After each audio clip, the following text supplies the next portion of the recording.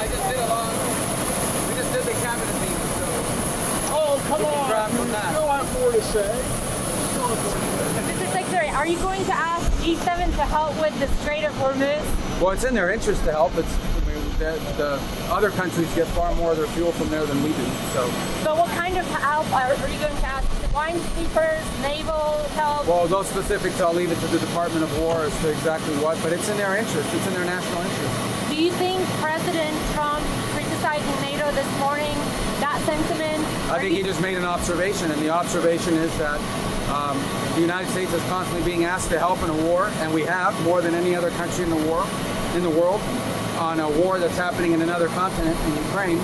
But when the U.S. had a need, he didn't get proper positive responses. So right now he's just making the observation that, I think there was a couple of the leaders in Europe who said that this was not Europe's war. Well, Ukraine is not America's war, and yet we've contributed more to that fight than any other country in the world. So it'll be something to examine. The president will have to take into account down the road. What's your assessment of Russia's support for Iran now? Their assessment of it? Yeah, what's your assessment? I think Russia's primarily concentrating on the war they have going on right now.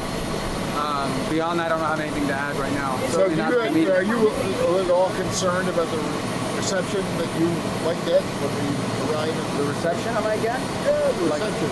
By who? Well, by all your fellow foreign ministers. I'm not concerned about it.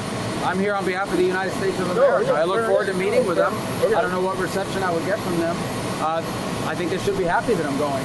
Well, if not, we don't have to go. They might be happy, but they're not happy with what's going on. Well, again, I'm not there to make them happy. I get along with all of them on a personal level. We work with those governments very carefully, but the people I'm interested in making happy are the people of the United States. That's who I work for. I don't work for France or Germany or Japan. These are all good people. We're going to have great meetings. But I work for them. I work for the people of the United States. Mr. Secretary? What? Is the deadline for Iran to engage still tomorrow? Or the president addressed that at the cabinet meeting. So it's shifted. Can the strait be reopened without the use of troops on the ground, boots on the ground by part of the That's a tactical military question. I'm not going to, speculate on what it would take. It can be open tomorrow if Iran stops threatening global shipping, which is an outrage and a violation of international law for all these countries that care about international law. They should be doing something about it.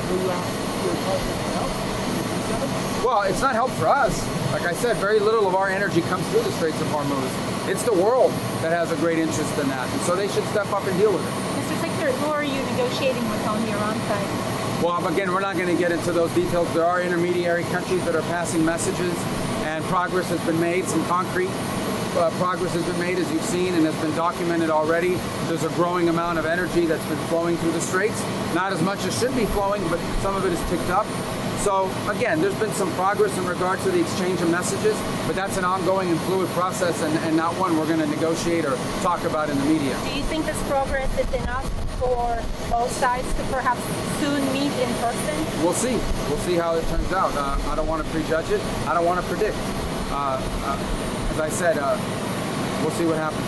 Okay? All right, guys. Thank you.